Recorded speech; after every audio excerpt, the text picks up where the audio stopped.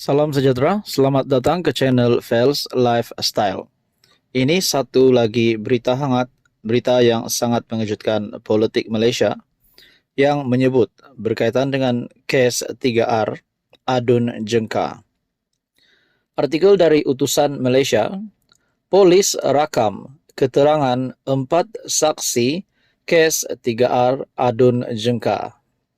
Kuantan, polis masih menjalankan siasatan terhadap ahli Dewan Undangan Negeri Adun Jengka, Syahril Azman Abdul Halim daripada Parti PAS setelah didakwa memainkan sentimen 3R kaum, agama dan institusi diraja melalui akaun TikTok miliknya.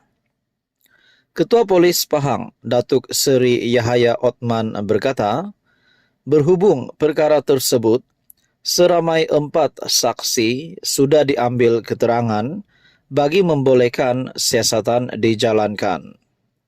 Setakat ini, kes yang dimaksudkan itu masih dalam siasatan polis.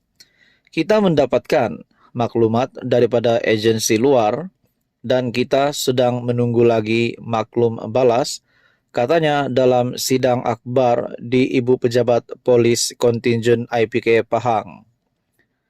Pada 13 September lalu, Pegawai Khas Ahli Parlimen Bentong, Ahmed Wafiuddin Syamsuri, membuat laporan polis terhadap Syahril Azman yang didakwa memainkan sentimen 3R di akaun TikTok miliknya.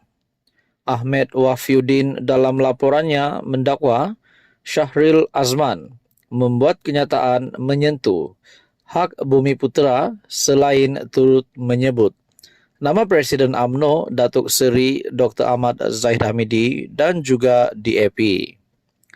Syahril Azman yang juga didakwa berkempen di Felda Sungai Kemahal yang terletak dalam Dewan Undangan Negeri Dun Pelangai sebelum hari penamaan calon bagi pilihan raya kecil PRG kawasan itu 23 September lalu.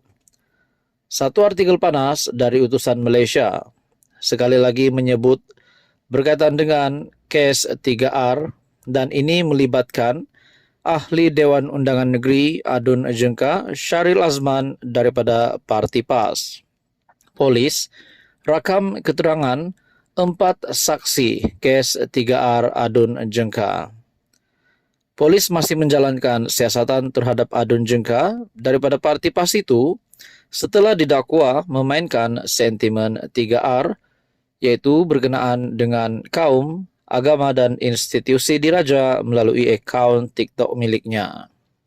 Ketua Polis Pahang, Datuk Seri Yahaya Othman berkata, berhubung perkara tersebut, seramai 4 saksi sudah diambil keterangan bagi membolehkan siasatan dijalankan. Sekian saja, teruskan bersama di dalam channel ini untuk info yang seterusnya. Halo semua, salam sejahtera Malaysia, saudara-saudara yang amat dihormati. Terima kasih kerana masih setia di dalam channel ini. Saudara-saudara, tuan-tuan dan puan, hari ini satu lagi isu hangat yang tular di media sosial. Ini berkaitan dengan nama Perdana Menteri Datuk Seri Anwar Ibrahim, dan ini pasti satu isu yang akan mengejutkan seluruh Malaysia, terutamanya kepimpinan politik di Malaysia. Tuan-tuan dan puan yang amat dihormati, baru-baru ini kita mendengar satu artikel di mana terdapat seorang individu yang menganggap Perdana Menteri ke-10 Malaysia adalah murtad. Nah, kita tengok, kita lihat apa yang berlaku kepada individu tersebut.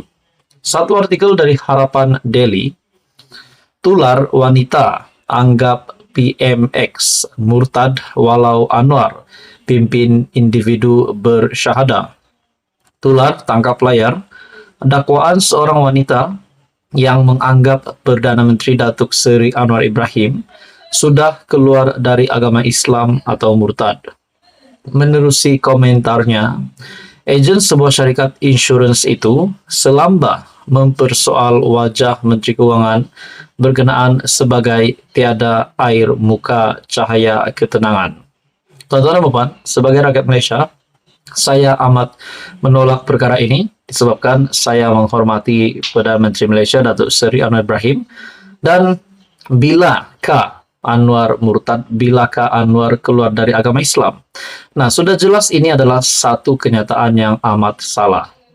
Dalam artikel ini lagi, pengguna Facebook atas account Fatin Fatimah Humaira Al-Atas tersebut juga mengakui otaknya berserabut melihat wajah suami Datuk Seri Dr. Wan Aziza Wan Ismail itu.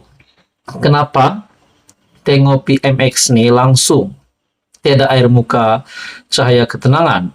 Lagi tengok, lagi serabut otak ni, tulisnya dalam satu komentar di TikTok.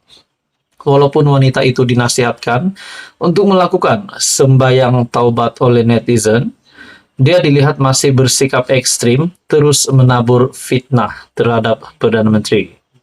Takkan ada ketenangan kalau tengok muka orang murtad. Akan tenang tengok muka alim, ulama dan baca Al-Quran, tulisnya lagi. Rata-rata warganet terkejut dengan sikap melampau penyokong pembangkang itu yang menyamai perangai puak Khawarij, yaitu kelompok pada abad pertama Hijrah yang mengkafirkan golongan yang tidak sealiran dengannya. Kutip ditangkap polis, jangan tak kutip. Mulut tak reti nak jaga, seorang yang telah diberi mandat mengislamkan orang dituduh murtad. Ia adalah satu fitnah yang amat besar, desak netizen. Bulan lalu Perdana Menteri berkesempatan memimpin syahadah. Seorang lelaki memeluk Islam selepas menunaikan solat dan menyampaikan khutbah Jumaat di Masjid Pusat Kebudayaan Islam New York ICCNY. Ketika Anwar beredar sambil bersalaman dengan jemaah selepas menyampaikan sumbangan Al-Quran daripada kerajaan kepada masjid, pengacara majlis memaklumkan seorang lelaki dikenali sebagai Andrew Vinyls mahu memeluk Islam dan memintanya tampil. Bagi saya, sebagai status seorang Perdana Menteri, dan sehingga kan diperbolehkan dan berjaya untuk menyampaikan khutbah di luar negara, yaitu di Masjid Pusat Kebudayaan Islam di New York. Dan juga Datuk Seri Anwar Ibrahim juga telah ketika beredar sambil bersalaman dengan jemaah selepas menyampaikan sumbangan Al-Quran daripada kerajaan kepada masjid, pengacara majlis memaklumkan seorang lelaki dikenali sebagai Andrew mahu memeluk Islam dan memintanya tampil. Seorang pegawai masjid kemudiannya dilihat menjemput Anwar sambil pengacara majlis mengumumkan Perdana Menteri akan menyempurnakan pengislaman lelaki berkenaan. Bagi saya itu satu kehormatan yang terbesar untuk Datuk Seri Anwar Ibrahim sebagai Perdana Menteri. Majlis itu adalah secara kebetulan dan tiada dalam atur cara rasmi menurut pegawai media daripada pejabat Perdana Menteri. Nah, tuan-tuan dan puan, apa komen Anda berkaitan dengan isu ini? Sekian saja, teruskan bersama di dalam channel ini untuk info yang seterusnya.